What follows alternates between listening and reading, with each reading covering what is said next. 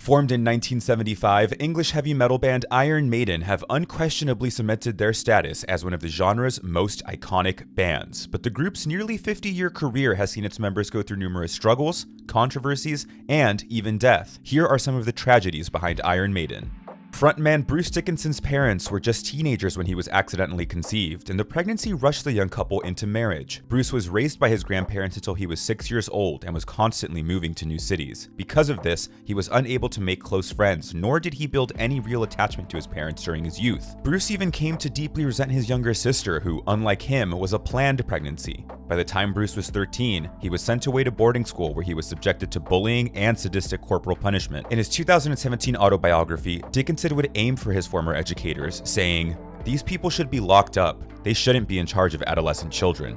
Everybody knows and loves Eddie, Iron Maiden's iconic mascot. Characterized by his zombie-like appearance, it may come as no surprise that Eddie's origin story is a morbid one. Created by artist Derek Riggs, Eddie's design is based off of a Time magazine photo of a decaying head of a soldier which had been stuck onto a tank. Unsurprisingly, when Riggs turned in the first ever painting of Eddie, his agent handed it back with a frown and said, "We don't think this picture is very commercial." Riggs went on to famously work with Iron Maiden throughout the 1980s and into the 90s, creating many of the band's famous album covers. In 1992, however, the band decided to accept contributions from other artists for their next album, Fear of the Dark, resulting in much less input from Riggs in recent years.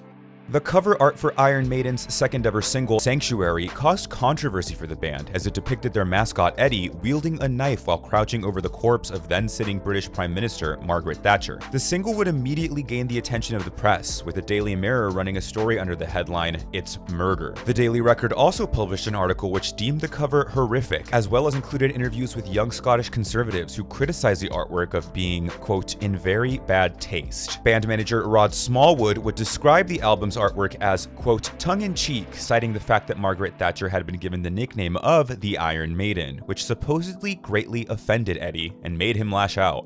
Legendary drummer Clive Burr would spend 11 years in Iron Maiden, playing on the band's first 3 albums. He sadly passed away in 2013 at the age of 56. In the years leading to his death, Burr would be diagnosed with multiple sclerosis, the treatment of which left him deeply in debt. His former bandmates in Iron Maiden would step up and stage a series of charity concerts and were involved in the founding of the Clive Burr MS Trust Fund. Maiden's founder and bassist Steve Harris would comment on Burr's passing, saying, "This is terribly sad news. He was a wonderful person and an amazing drummer who made a valuable contribution to Maiden in the early days when we were just starting out." Burr's charity, Clive Aid, continues to raise awareness and funds for various cancer and multiple sclerosis programs around the world.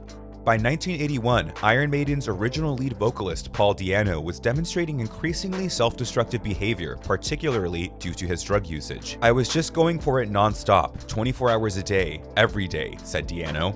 "The band had commitments piling up that went on for months, and I just couldn't see my way to the end of it.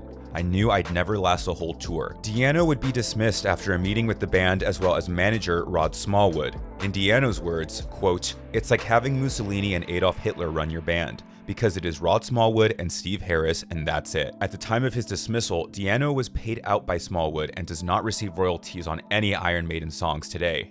Iron Maiden's 1982 album, The Number of the Beast, was strongly opposed by social conservatives, especially in the United States, where Christian groups spoke out against the band and accused the group of being satanic. There were public burnings of the band's albums, and their Beast on the Road tour was subject to numerous boycotts. In one case, a 25-foot cross was carried in protest. While reflecting on the controversy, Steve Harris would state, "It was mad. They completely got the wrong end of the stick. They obviously hadn't read the lyrics. They just wanted to believe all that rubbish about us being Satanists."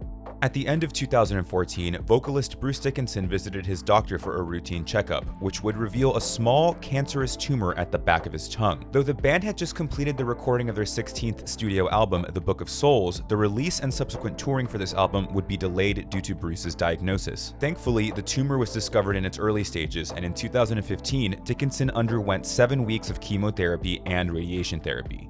He was given the all-clear by his medical team in May 2015, and The Book of Souls would go on to be released in September of that year.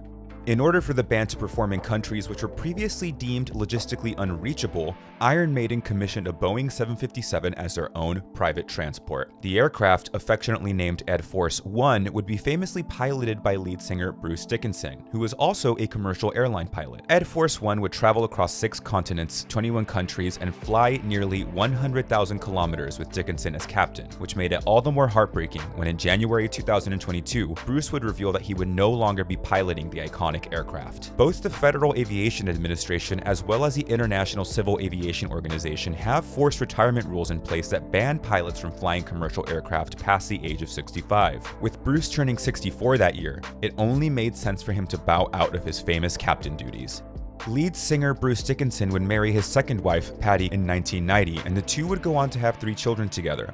The couple was married for almost 29 years when the two announced their split in 2019. In 2020, it was tragically reported that Bowden had died in an accident at home. Dickinson would release an official statement saying, "This is a terrible tragedy which appears to be a tragic accident. Our children, Austin, Griffin, and Kia and I are devastated. Out of respect for Paddy, we won't be making any further comment at this hugely difficult and painful time."